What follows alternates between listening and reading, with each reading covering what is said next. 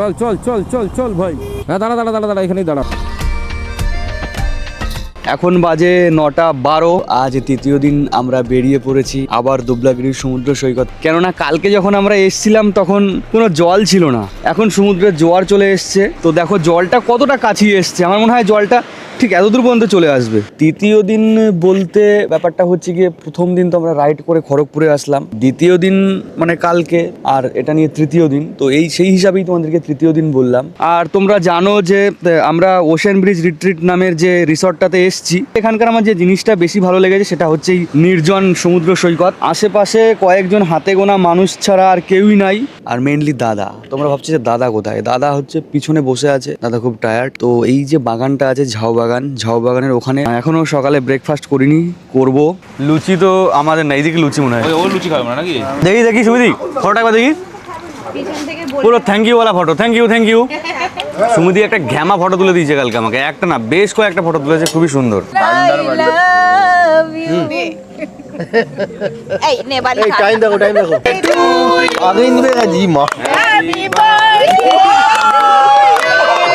Good morning সবাইকে। এখন বাজে ঘড়িতে সকাল 9:30। তো আমাদের কালকে রাতে শুতে একটু লেট হয়েছিল, যেহেতু রিকিদির কালকে বার্থডে ছিল। ডিরেক্টলি আজ আমরা এখান থেকে বাড়ি যাবো না, আমরা যাবো হচ্ছে কলকাতা কোলাঘাট হয়ে। গুড মর্নিং, আমাদের বেরিয়ে যাওয়ার সময় চলে এসেছে। পাপনদাও বসে আছে, তো ওরা হচ্ছে ট্রেনে যাবে, আর আমি আর ভাই গাড়িতে বেরিয়ে যাবো। খুব দেরি না করে চেষ্টা করবো আস্তে আস্তে চলে যেতে, কারণ রোদটা বাড়ছে। দেখা যাক কি হয়।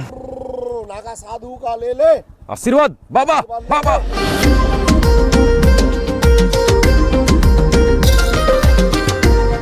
ওশিয়ান ব্রিজ থেকে বেরিয়ে পড়লাম, এবার আমরা চলে যাচ্ছি সোজা কোলাঘাটের উদ্দেশ্যে। ওখান থেকে ব্যারাকপুর আজকে আমাদের ডেস্টিনেশন। উড়িষ্যা পার করে কোলাঘাট দিয়ে ঢুকবো, কোলাঘাট বালি হয়ে ব্যারাকপুর। এই হচ্ছে আজকের রুট। কিরম হয় জার্নি সবই শেয়ার করছি। আমরা রাস্তাটা একটু অন্য রাস্তা দিয়ে চলে এসেছি, তো এখন ম্যাপ খুলে যাচ্ছি অন্য রাস্তা দিয়ে। এইখানে দেখো বড় বড় ট্রলারগুলো, সব নৌকাগুলো মেরামত চলছে, এগুলো সব আবার জলে যাবে। অনেকগুলো ট্রলার আছে এখানে, সম্পূর্ণ অন্য একটা রাস্তা দিয়ে চলে এসেছি। রাস্তা তো ভাই ঝড়খালি একটা ফিলিং আছে। রাস্তা দেখতে দেখতে মাটির রাস্তায় চলে এসেছি, আগের দিনের রাস্তা দিয়ে না এসে। অবশ্য এটা দেখাচ্ছে সোজা হলদিপোতায় উঠবে রাস্তাটা। Speaking facts and you speak nonsense. You just like a chemical that's toxic. Yes, toxic. I could never say I think that you're enough and I wanna stay. দারুণ একটা রাস্তার মধ্যে দিয়ে যাচ্ছি, খুব অসাম লাগছে। উপরে অল্প মেঘও করেছে দেখছি, কিন্তু নিচে আবার রোদও আছে। খুব ভালো লাগছে, মায়াময় রাস্তাটা। এই আমরা প্রায় হলদিপোতার কাছে চলে এসেছি। এখান থেকে আমরা একদম মেন রাস্তা ধরে নেব, NH60। সামনে থেকে আমরা ডান দিকে ঘুরে যাব। এই দোকানে আগের দিন ব্রেকফাস্ট করেছিলাম, এই যে।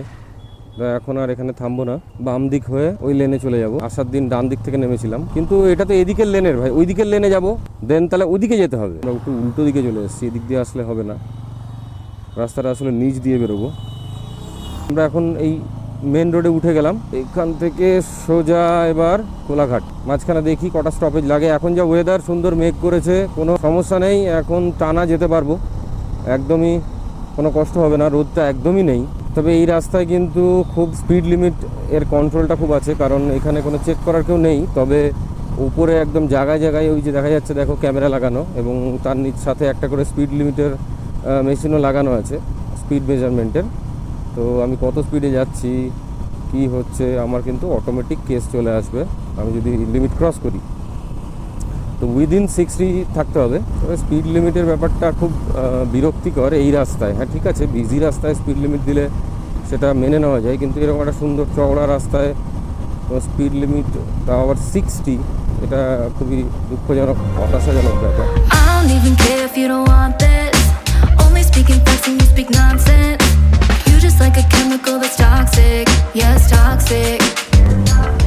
রিটার্ন জার্নির প্রথম টোলগেট বেলদা, 29 কিলোমিটার। এবার সব বাংলায় লেখা, তার মানে মনে হচ্ছে বেঙ্গলে ঢুকে গেলাম নাকি। তাহলে স্পিড লিমিট খতম।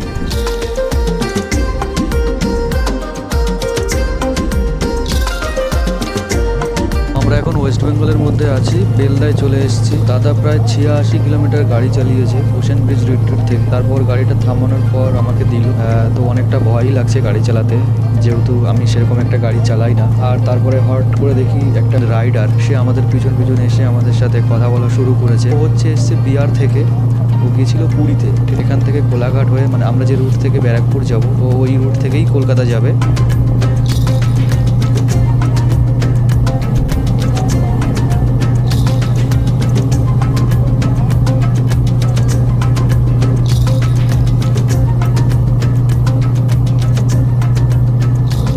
আগেদের হেলমেটটা খুলে গেছিলো, আমরা পেলাম।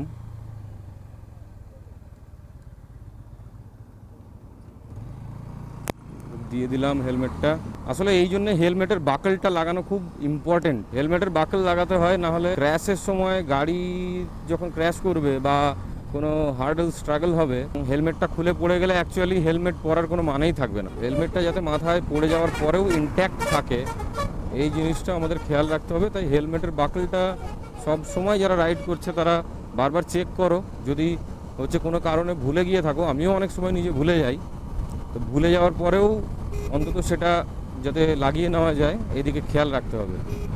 কারণ বাকল is the important part of helmet. তো সামনে এটা আমাদের আজকের 3 নম্বর টোল গেট আসছে। কোন টোল গেট এটা না দেখে আমি বলতে পারবো না, কারণ এই রাস্তায় আমি প্রথমবার আসছি আজকে। 3 লেন দিয়ে গাড়ি চালানোর একটা মজাই আলাদা। মানে এদিকে 3 ওদিকে 3, 6 লেন দিয়ে গাড়ি চালাচ্ছি, জাস্ট ফাটাফাটি লাগছে।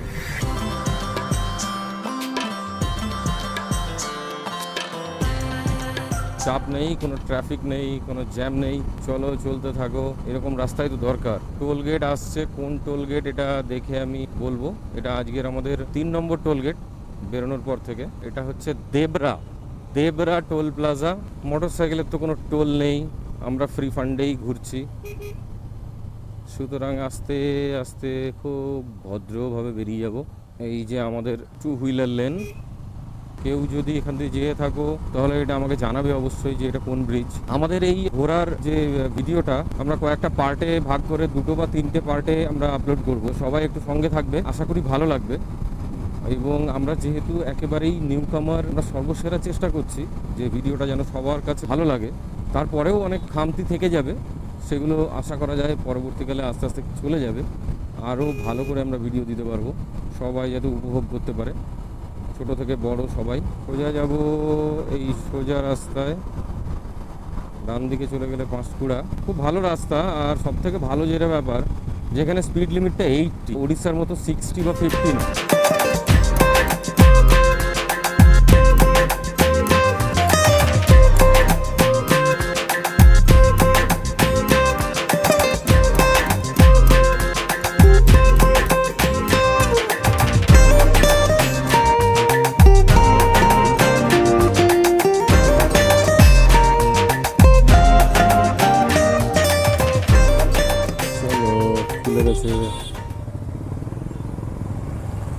যাব সোজা গিয়ে বাম দিকে বিটি রোডে উঠবো, তারপর সোজা ডানলপ। এবার তো চিনে গেছি। আরে ভাই, সেই পুরনো ডানলপ। হা হা হা।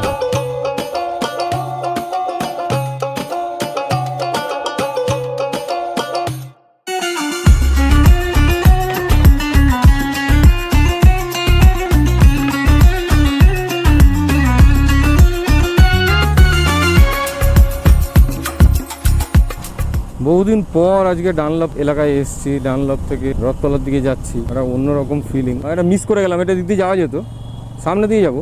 সেই পুরনো রাস্তা। এই রাস্তায় বহু এক সময় যাতায়াত ছিল, যেহেতু আমি বেলঘরিয়া থাকতাম।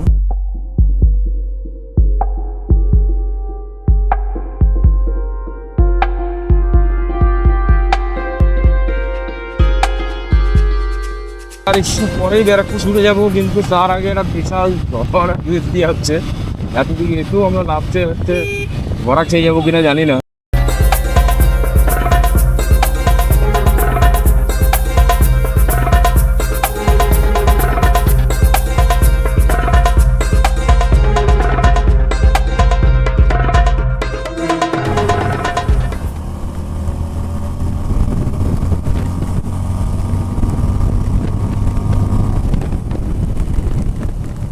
ক্যামেরা খুলে নেবো, ও সিগন্যাল নিজের টাইমে পড়বে, করার নেই। দাঁড়াবো ভিজে যাবো তো, সেটাও তো একটা ফ্যাক্টর। চল ভাই।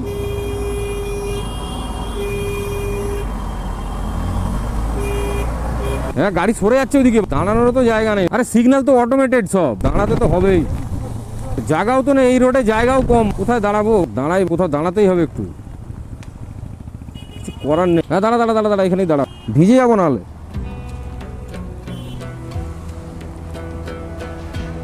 একটু বেশি দেরি হয়ে গেছে আমাদের, আমরা ব্যারাকপুর এসে ঢুকলাম। বেলঘরিয়ার এলাকা মানে রথতলা পেরোনোর পরে যে পরিমাণ ঝড় বৃষ্টি এলো, আমরা যে উড়ে চলে যাইনি এটাই ভাগ্য ভালো। আমরা লাস্ট একটা জায়গাতে দাঁড়িয়েছিলাম, তারপরে কন্টিনিউ 1.5 থেকে 2 ঘন্টা ওখানেই দাঁড়িয়ে থাকতে হলো, কারণ এত বিশাল পরিমাণ ঝড় এবং বৃষ্টি, গোটা রাস্তায় একটা বাজে পরিবেশ তৈরি হয়েছিল এবং সেখান থেকে নড়ার কোনো উপায় ছিল না। তো আমরা বাইকটা এক সাইডে লাগিয়ে আমরা একটা দোকানে দাঁড়িয়েছিলাম। তার প্রায় 1.5 ঘন্টা থেকে 1.25 ঘন্টা পর বৃষ্টিটা অল্প একটু কমে আসে, পুরোটা কমেনি। তো সেখান থেকে আমরা মোটামুটি বলা যায় ভিজতেই বেরিয়েছি, কারণ আমাদের সারাদিনের জার্নি ছিল, আমরা অনেক টায়ার্ড ছিলাম। তো মোটামুটি সেখান থেকে আর ক্যামেরাটা আমরা অন করতে পারিনি, একদম বাড়ি এসেই অন করলাম, কারণ ক্যামেরা অন করলে সেখানে ক্যামেরাটার অনেক রকম ক্ষতি হয়ে যাওয়ার সম্ভাবনা ছিল। তো ঠিক আছে, চলো বাকি ক্লিপটা দেখাতে পারলাম না, ঝড় বৃষ্টিতে এমনিও কিছু দেখানো যেত না। তবে আমরা ফাইনালি ব্যারাকপুর এসে খুব ভালোভাবে পৌঁছেছি। এখনো যারা আমাদের চ্যানেলে ভিডিও দেখছো কিন্তু সাবস্ক্রাইব করোনি, তাদের কাছে আমার রিকোয়েস্ট যে তারা অবশ্যই চ্যানেলটা সাবস্ক্রাইব করে দাও, তাহলে আমাদের ভিডিওর লিঙ্কগুলো আগে পেয়ে যাবে। এবং আরো প্রচুর শেয়ার করো, লাইক করো এবং কমেন্ট করো,